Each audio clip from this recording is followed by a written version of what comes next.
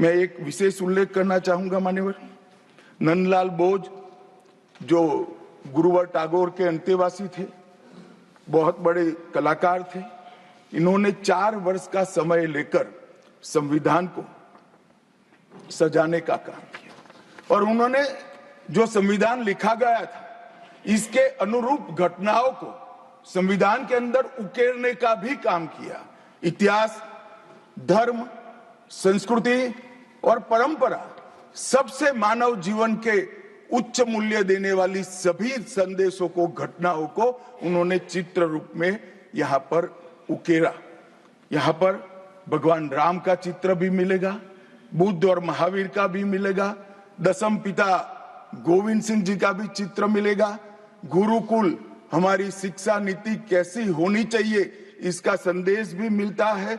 राम, सीता, लक्ष्मण वो एक प्रकार से हमारे अधिकारों का चित्रण करते वक्त दिखाए गए। भगवत गीता के संदेश का चित्र भी दिया। शिवाजी और लक्ष्मीबाई को भी यहाँ पर स्थान देकर देशभक्ति के उत्तुंग पाठ हमें पढ़ाए। नालंदा यूनिवर्सिटी हमारी प्राचीन शिक्षा पद्धति का हमें स्मरण कराती है और नटराज जीवन में बैलेंस कैसे होना चाहिए, वो बैलेंस के सिद्धांत को भी प्रतिरूपित करता है। मैंने आज थोड़ा यहाँ आने से पहले क्या क्या चर्चा हुई राज्यसभा में, उसमें हमारे एक सम्मानीय सदस्य ने कहा कि चर्चा का स्तर कितना नीचा हो गया है कि यहाँ चित्रों की चर्चा हो रही है। मान्यवर, अगर संदेश लेना नहीं आता तो संविधान का भी कोई उपयोग नहीं। ये सारे जो चित्र लगाए हैं वो हमारे हजारों साल से चलने वाले हमारे राष्ट्र के जीवन को उद्घोषित करने वाले। और कोई ये न समझे कि हमारा संविधान दुनिया के संविधानों की नकल है। हाँ, हमने हर संविधान का अभ्यास जरूर किया है, क्योंकि हमारे यहाँ तो ऋग्वेद में कहा गया हर कोने से हमें अच्छाई प्राप्त हो, शुभ विचार प्राप्त हो और शुभ विचार को स्वीकारने के लिए मेरा मन खुला हो। मान्यवर, हमने सबसे अच्छा लिया है, मगर हमारी परंपराओं को नहीं छोड़ा है। पढ़ने का चश्मा अगर विदेशी है तो संविधान में भारतीयता कभी नहीं दिखाई देती। और मैं मानता हूं कि जिसने भी संविधान को सिर्फ शब्दों में छापा है और चित्रों को निकाल दिया है, उन्होंने संविधान की भावनाओं के साथ छल किया है। चित्र बगैर का संविधान अधूरा संविधान। मान्यवर, इसके अंदर संविधान सभा में राजेंद्र प्रसाद जी, राजेंद्र बाबू अध्यक्ष बने, डॉक्टर BR आंबेडकर, सरदार पटेल, जवाहरलाल नेहरू, श्रीमान काजू, KT Shah, Iyengar, Maulana Azad, Shyama Prasad Mukherjee, doctor Radhakrishnan, KM Munshi, ऐसे विद्वानों ने अनेक चर्चाओं में हिस्सा लेकर संविधान को समृद्ध और संपूर्ण बनाने का काम किया।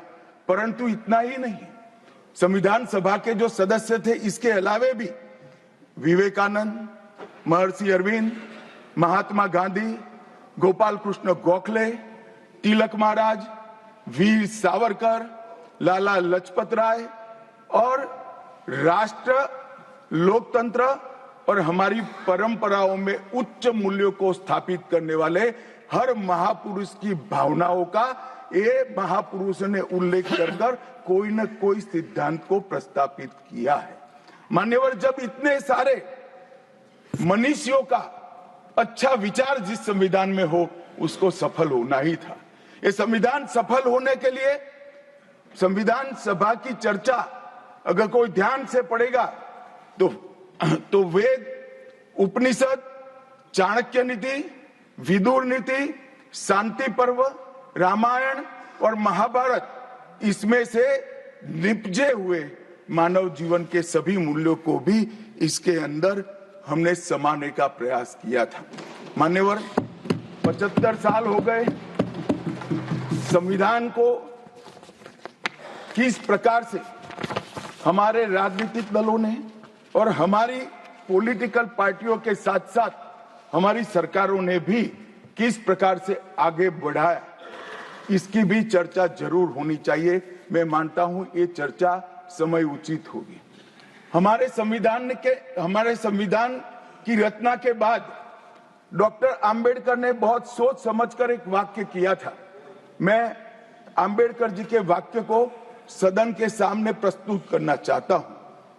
कोर्ट, कोई संविधान कितना भी अच्छा हो वह बुरा बन सकता है अगर जिन लोग पर उसको चलाने की जिम्मेदारी है वो अच्छे न हो। उसी तरह से कोई भी संविधान कितना भी बुरा हो वो अच्छा साबित हो सकता है अगर उससे चलाने वालों की भूमिका सकारात्मक और अच्छी हो।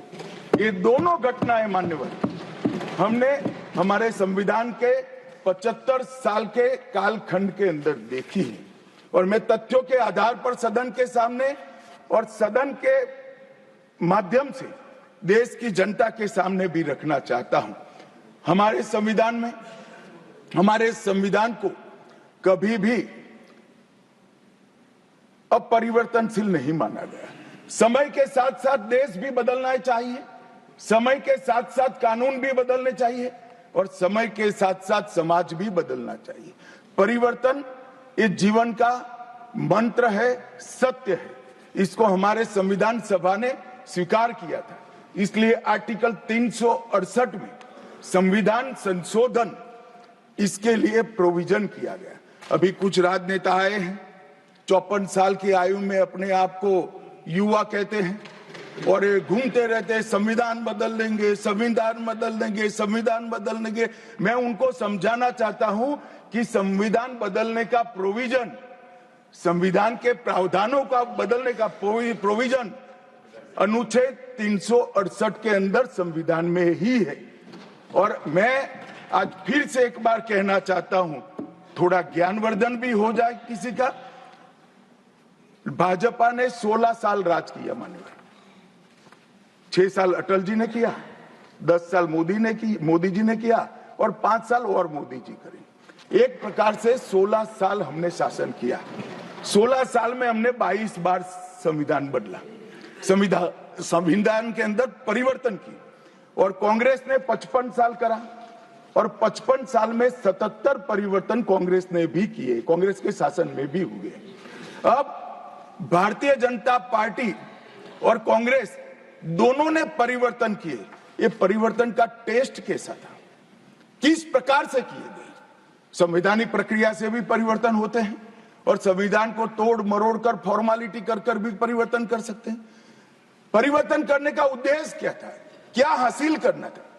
क्या हमारे लोकतंत्र को मजबूत करने के लिए परिवर्तन किए गए?